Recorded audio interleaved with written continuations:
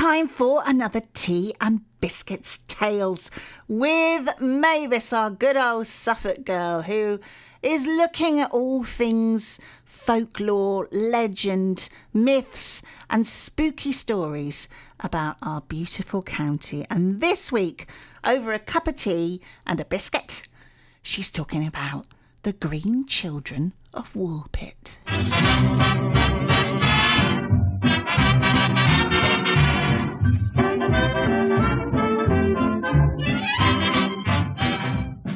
Hello dears, that's an ever so important day today.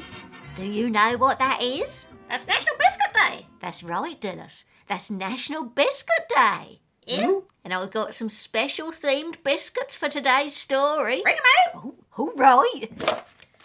Here are, Dillis. I got some of them minty Viscount biscuits in the green foil, 'cause today's story... Ah, that's mint. I don't like mint in my biscuits. Well, that's all I got. Well, I'm sorry, Dillis, that I don't have biscuits today that suit your palate. Well then, I shall be off. Well, Phyllis. She is one now, isn't she? Well, the reason I got these green biscuits is because today's story is all about the Green Children of Woolpit. Now, the legends say that around the 12th century, that two little uns, a brother and a sister, suddenly appeared out of nowhere in the village. But here's the thing, Phyllis. Their skin was green. Well, they could have been aliens, but they looked like normal humans, just green. A bit like them green harlots that Captain Kirk would always be canoodling with in that Star Trek. Yeah, you like that young William Shatner, didn't you? Anyway, these green little uns, not only were they green, but they never even spoke a word of English. No one could understand them. That's right, Phyllis. And do you know the only thing they ate? Beans. Raw, broad beans. Well, did you ever? Oh, yeah, you like a raw, broad bean, I know. But that's all they'd have at first.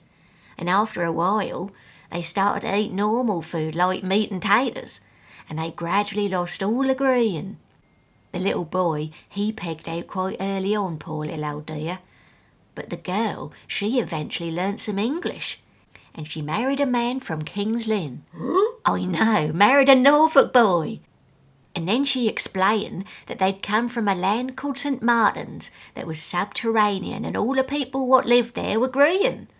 Well, whether that's entirely true or not, we shall never know. There are theories, though.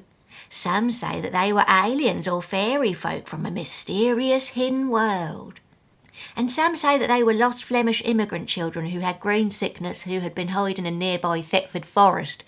Who knows?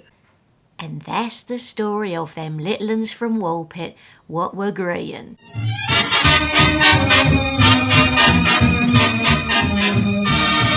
Now, shall we have a Viscount?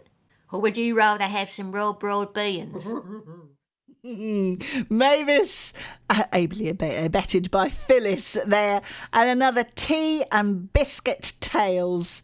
There'll be another one next week. And if you've got a story in your family that you would like to have the Mavis treatment, then you can send me an email, georgie.jameson@bbc.co.uk, and I'll give it to Mavis and she will give it her very, very special treatment.